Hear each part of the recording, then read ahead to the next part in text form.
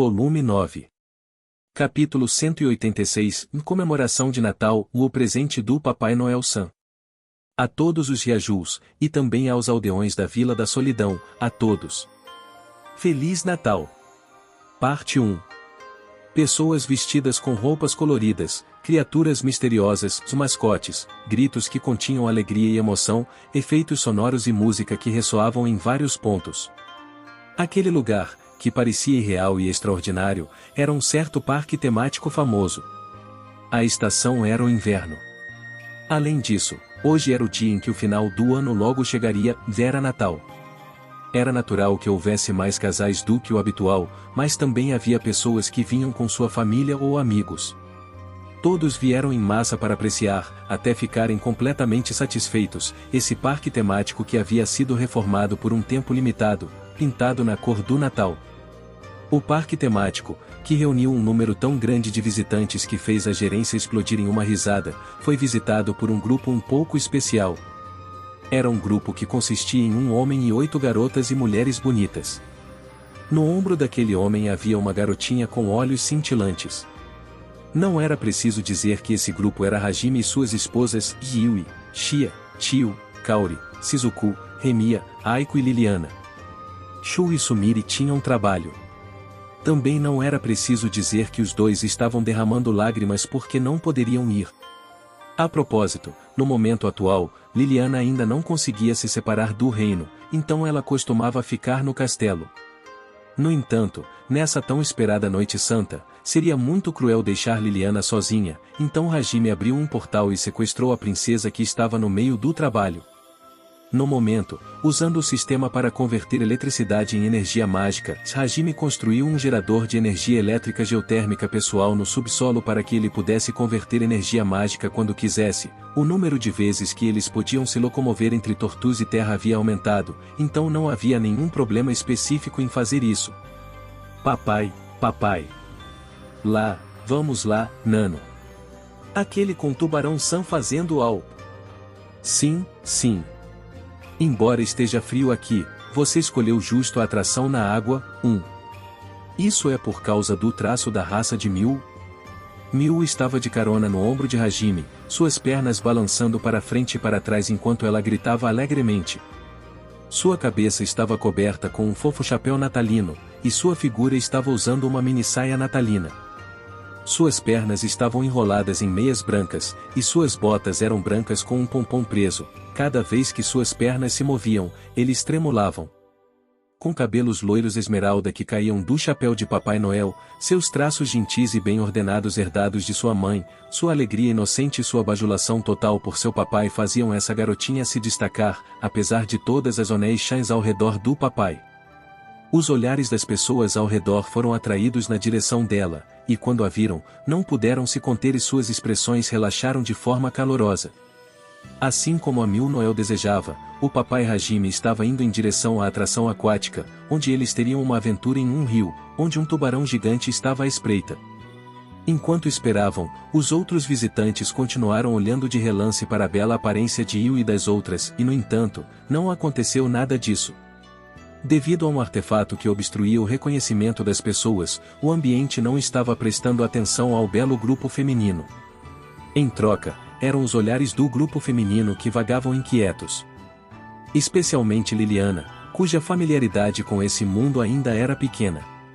Ela parecia estar recebendo choques culturais de várias coisas, e por trás dos óculos da obstrução de reconhecimento, seu olhar, que devia brilhar ainda mais que o de Miu, corria pela área. Eles haviam entrado no parque temático pela manhã e agora o sol havia se posto de forma considerável, mas a excitação da princesa ainda não havia diminuído. Puxa, o mundo de Hajime-san é como uma caixa surpresa. Eles construíram uma instalação como essa apenas por diversão. A escala disso é a de uma cidade pequena, sabia? A ala de turismo de Furen também é incrível, mas esse lugar está em um nível diferente. Não, talvez eu deva chamar isso de diferença de paixão e seriedade em relação à diversão? Mesmo sendo uma instalação de grande escala, posso ver sua fixação até nos mínimos detalhes. Isso superou a racionalidade de um mero negócio, e posso sentir o zelo das pessoas afetando a construção. Me pergunto quanto eles gastaram na construção disso. E o lucro?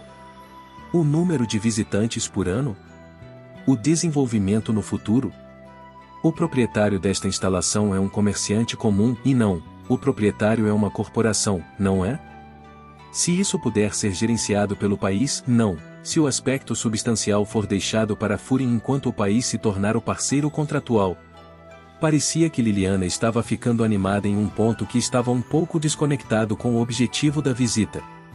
Mesmo que ela tivesse chegado aqui nessa rara chance para visitar o mundo dos sonhos, além disso, essa era a noite sagrada, mas esta princesa de outro mundo parecia curiosa sobre as vendas do parque temático. E o que era misterioso com isso era que os olhos brilhantes de uma donzela sonhadora agora pareciam os olhos brilhantes e ferozes de alguém que buscava lucro. Depois que Hajime voltou à Terra, foi possível imaginar o quão difícil a situação de Liliana era.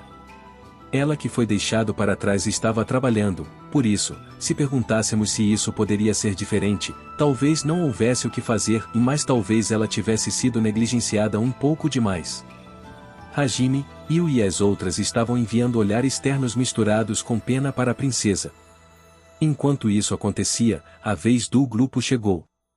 Eles embarcaram no barco que apareceu à frente de seus olhos. O barco tinha um teto anexado e podia abrigar cerca de 20 pessoas, com um banco vertical montado no centro para que os ocupantes pudessem sentar-se de frente para o exterior. Miu sentou-se no colo de Hajime como se isso fosse natural e estava olhando para a rota parecendo emocionada. Pouco depois, o barco avançou de forma lenta. Ao mesmo tempo, uma mulher mais velha, parecendo uma aventureira com um rifle na mão, conversava com muito realismo sobre o quão perigosa seria essa aventura e quão brutal era a existência que se escondia no fundo da água. Assim como se poderia esperar de uma trabalhadora de um parque temático de grande escala, sua habilidade de atuação era de primeira classe. Os adultos desfrutavam da atmosfera como adultos, e as crianças olhavam assustadas para a água, enquanto suas mãos seguravam a mão dos pais com força. Papai. O que foi Miu? Hajime inclinou a cabeça ao ouvir Miu em cima de seu colo, que estava olhando por cima do ombro para o sinergista enquanto ele fixava a posição do chapéu natalino que havia saído do lugar. Miu estava perguntando ao papai de forma alegre. Se o Tubarão-san atacar, aquela Onei-san será a pessoa que o derrotará, Nano? É, eu acho. Ela atirará com aquele rifle para nos proteger. HMMMMMM. Quando Miu ouviu o que Hajime disse, ela começou a olhar fixamente para a mulher. A Onei-san sorriu agradavelmente para o olhar da fofa Noel-san, e acenou um pouco com a mão. Como esperado de uma Onei-san de um parque temático. Seu sorriso profissional também era de primeira. Mas, se fosse uma criança normal, ela ficaria um pouco envergonhada antes de se esconder na sombra dos pais, ou sorriria de volta, mas com esta cena, a reação de Miu foi... Fu. Por alguma razão, Miu suspirou um pouco enquanto encolhia os ombros como se dissesse, e não me faça rir. Uma rachadura apareceu no super sorriso da Onei-san. Um espasmo surgiu na expressão do papai Hajime. Usando a técnica indispensável para um trabalhador de parque temático, o interruptor instantâneo, a mulher imediatamente consertou seu rosto sorridente, mas a expressão de Hajime ainda estava constrangida enquanto batia de leve na cabeça de Miu. E então, quando ele perguntou o motivo da atitude da garota, ela respondeu, é porque essa Onei-san parece fraca. Parecia que essa foi a maneira de Miu querer dizer, não se esforce demais, tá? Enquanto isso acontecia, um evento começou na atração.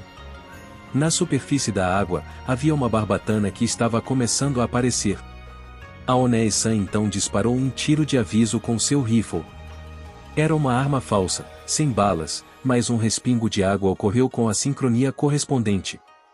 Do ponto de vista das crianças, parecia que a mulher estava atirando com seu rifle e afugentando algo. De fato, as crianças estavam soltando vozes de alegria. Entretanto, o barco tremeu de modo súbito como se algo o tivesse empurrado de baixo, e os destroços de navios muito danificados por ataques de tubarão estavam começando a aparecer. A expressão das crianças começou a mostrar nervosismo e medo mais uma vez.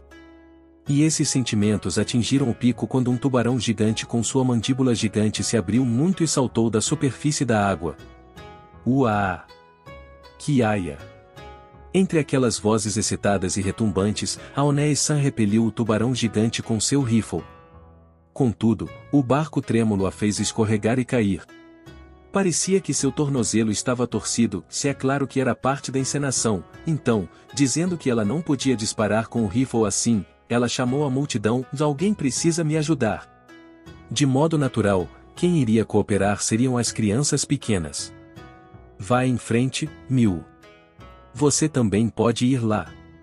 Sim, Nano. Um grupo de crianças pequenas disparou o rifle, que foi dado a elas pelo Aonei-san, parecendo nervosas, ou talvez animadas. Miu também se juntou a esse grupo. Que inesperado, diz U. Se for Miu-chan, ela já deveria saber o que está acontecendo de verdade, não é? Xie inclinou a cabeça, enquanto observava Miu, que estava se divertindo com a imitação de tubarão. Miu era diferente das crianças normais porque sabia sobre monstros reais e também sobre a luta pela vida.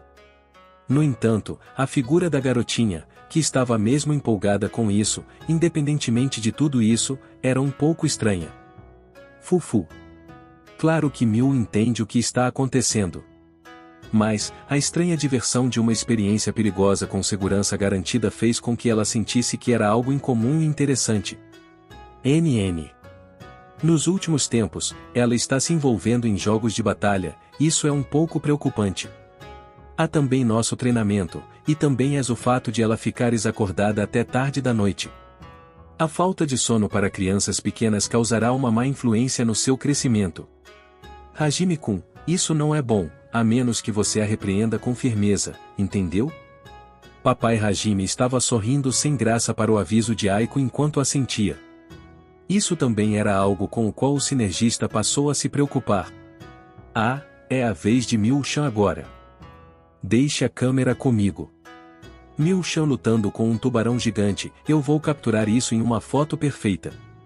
Ouvindo o que Kaori apontou, Shizuku preparou uma câmera de lente única. O alvo daquela lente era a figura de Miu que estava com um rifle que lhe foi entregue agora mesmo. Normalmente, Aonei-san ensinaria com gentileza a criança a maneira de segurar o rifle e também ajudava a segurá-lo.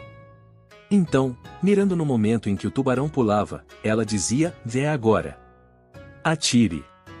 Então faíscas se espalhavam do corpo e da boca do tubarão, dando um show como se o monstro tivesse sido baleado.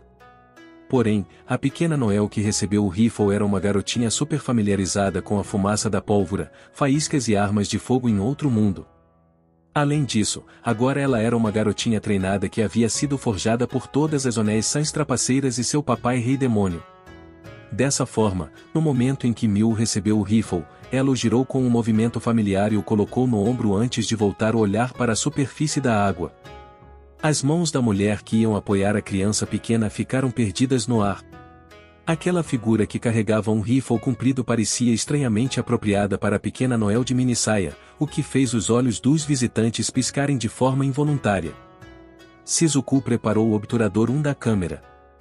Na sequência. Eu me pergunto, qual é o seu nome, jovem senhorita A? Com um espírito profissional, Aonei-san perguntou o nome dela. É Miu. Eu tenho 6 anos de idade. Uma mulher do mar. Então é Miu-chan. Certo, Miu-chan, se avançarmos um pouco mais, poderemos escapar, então vamos fazer o nosso melhor e afastar o tubarão assustador, tá? Aonei-san era uma profissional. Não importava que tipo de cliente complicado ela enfrentasse, ela não vacilaria. Ela não vacilou, mas Miu, que ouviu as palavras da Aonei-san de o afastar o tubarão, lançou um olhar para a mulher mais velha enquanto um sorriso destemido aparecia em seus lábios. Afastá-lo, Nano?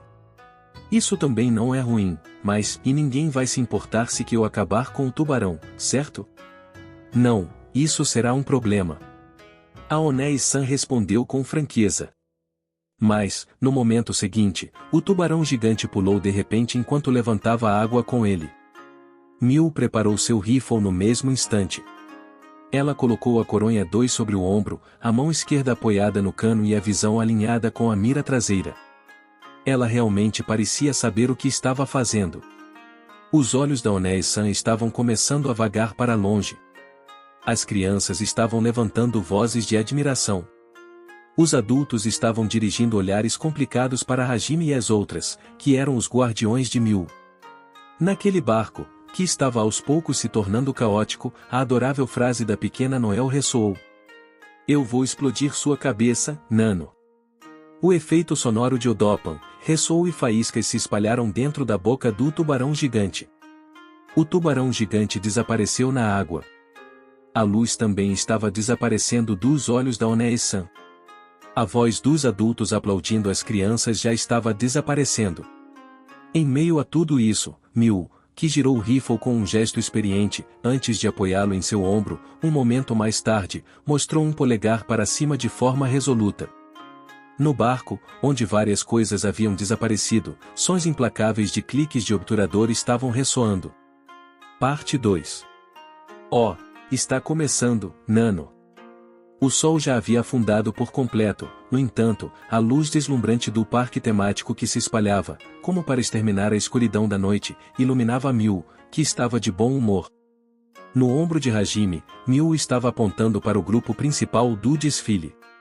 Um desfile noturno estava começando no parque temático. Esta noite também era Natal, então o desfile foi mais espetacular e extravagante que o normal. As pessoas que estavam se reunindo nas ruas também estavam se aglomerando até que o local ficou lotado. O grupo de Hajime estava assistindo ao desfile que recebeu uma pontuação completa por seu entretenimento, mas depois de um tempo, de repente, o rapaz abaixou Miu do ombro.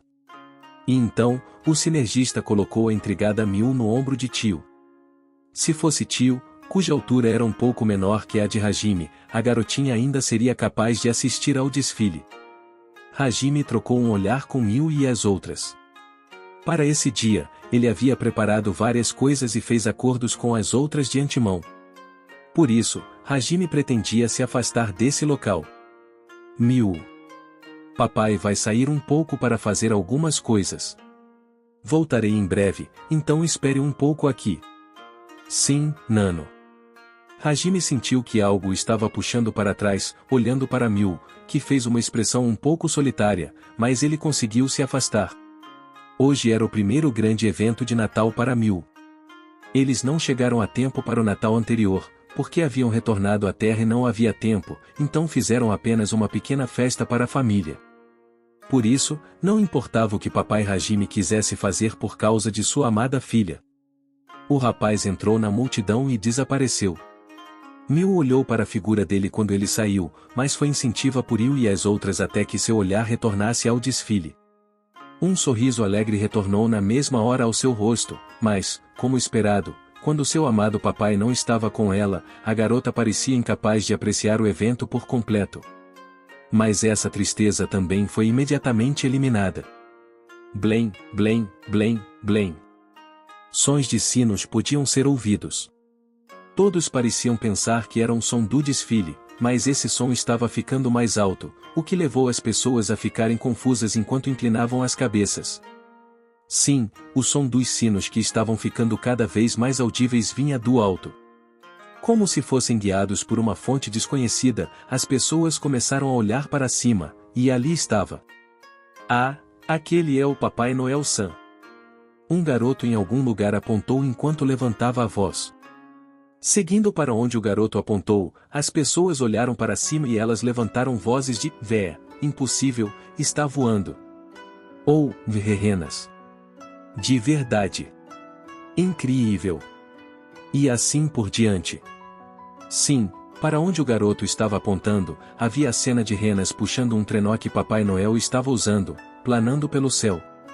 O fenômeno sobrenatural normalmente impossível era algo que deveria fazer alguém gritar, mas esse lugar era um país de sonhadores. Um mundo de fantasia decorado com o irreal e extraordinário. Portanto, todos estavam pensando que era uma das produções do parque temático. O choque foi aos poucos se transformando em aplausos. Os funcionários, que estavam fazendo o desfile, estavam olhando boquiabertos, mas as pessoas que estavam observando estavam ocupadas demais para perceber isso. Em pouco tempo, o Papai Noel, que estava cavalgando no céu estrelado da noite sagrada, estava girando para baixo como se estivesse descendo por uma escada em espiral que estava desenhada no ar. E então, o trenó se aproximou lentamente da multidão. O trenó que se aproximava fez a multidão se separar de forma natural. O destino daquele trenó era uma pequena Noel-san. Feliz Natal, minha pequena e jovem compatriota. O Papai Noel que desceu do trenó tinha um rosto difícil de reconhecer com a barba branca e os óculos redondos. Ele então se ajoelhou na frente de Mew, que foi descida do ombro de tio. Em resposta, Mew piscou os olhos e respondeu: Papai, o que você está fazendo, Nano? Não sou o papai. Sou o Noel. Mas... Sou o Noel. Para. Eu sou Noel. Ah, sim. Mew assentiu repetidas vezes para o Noel que parecia um pouco desesperado. Ela era uma criança obediente e boa. Noel assentiu satisfeito para Mew, ignorando ao máximo Will e as outras cujos ombros tremiam. Ele então colocou a grande bolsa branca que estava empilhada no trenó na frente da garota. Muito bem, para você que foi uma criança muito boa durante este ano, aqui está este presente do Papai Noel. Presente? Para Mew, que inclinou a cabeça, Papai Noel pegou uma caixa incrustada de pedras brilhantes que pareciam lindas joias de cor rosa de sua bolsa. Essa caixa era um estojo feminino que poderia ser apresentado como uma caixa do tesouro por si só. As pessoas que os cercavam e vigiavam o desenvolvimento começaram a pensar que esse deveria ser um evento do parque temático e também estavam com expressões calorosas. A voz de uma garota em algum lugar implorando ao pai: "Eu quero aquilo", podia ser ouvida. No meio de tudo isso, Mew, que estava recebendo a adorável caixa, perguntou a Papi Noel se estava tudo bem abri-la com o olhar. Noel assentiu com a cabeça. Quando a tampa foi aberta. Ah! Mew soltou a voz de forma involuntária, mas aquela expressão que parecia perplexa ficou colorida de alegria no mesmo instante. Aquele sorriso era como um botão de flor que florescia ao mesmo tempo, era um sorriso tão cheio e bonito como uma flor que desabrochava. O presente que foi inserido nessa caixa com certeza era um presente feminino, algo como um acessório infantil ou um personagem de desenho animado. Todo mundo estava pensando algo parecido com isso. Mas, o que foi retirado por Mew foi... São Donner e Selag, Nano. Um par de pistolas. Pessoas caindo foram ouvidas em vários locais, uma após a outra. Não havia dúvida de que eram pessoas de Osaka 3. Outras pessoas também fizeram contestações com suas bocas. Entretanto, a própria Mew estava girando em torno das duas pistolas, falando: até que enfim, Mew pode ter elas, Nano. Enquanto expressava sua grande felicidade. A figura de uma garotinha vestida de Papai Noel dançando ao receber como presente durante a noite santa um par de armas, que ela parecia ter implorado antes, podia ser vista. Jovem senhorita, esses não são Donner e Selag. Elas são o Donier e Schlag. Donier e Schlag? Sim, Donier e Schlag. Depois que o Papai Noel corrigiu Mew dessa forma, ele pescou mais um item em sua bolsa branca. Aliás, este é o martelou pico-pico. Martelou pico-pico. Isto é uma arma, diz U. Isto é uma arma, diz U. Também não podemos esquecer este aqui, Muramasa Ui. Muramasa. Kotetsu. Kotetsu. A tensão de Mew estava rompendo os céus. Ela pulou para cima e para baixo e girou em torno das armas que recebeu com sincera alegria. A partir daí, Mew recebeu ainda mais presentes. Um era um cinto de armas e outro era um presente que foi nomeado como o amor de Illumination. Mew então disse: Papi Noel-san. Obrigada, Nano. Eu te amo, Nano. E pulou no peito do Papai Noel.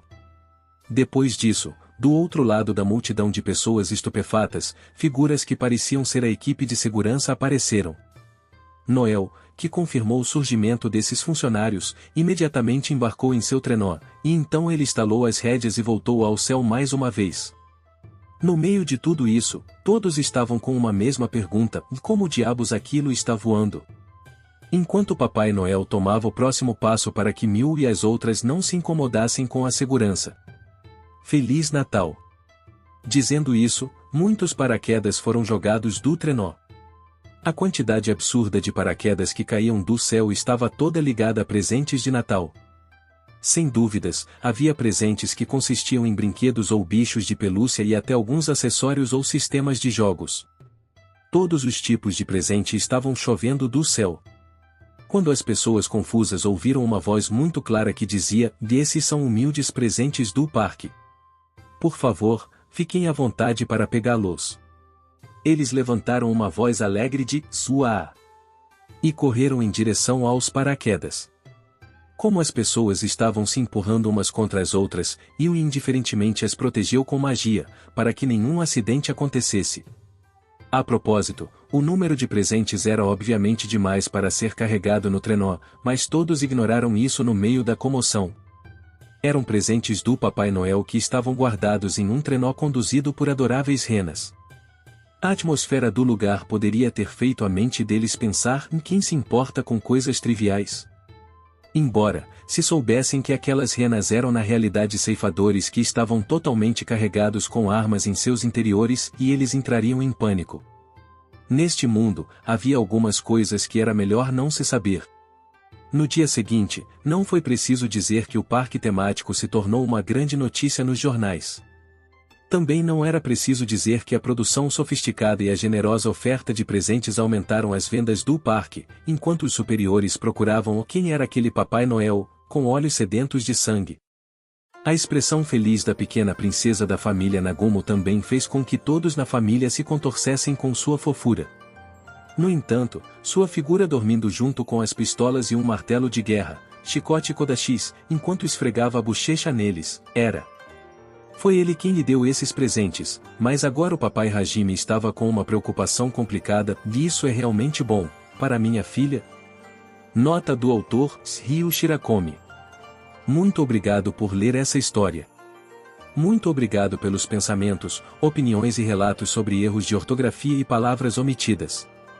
Mesmo que hoje seja Natal, Shirakomi, que é um aldeão da Vila da Solidão, de repente teve uma ideia e escreveu isso. Se puder, leia essa história junto com um bolo de Natal só para você. Shirakomi contou com um bolo de chocolate.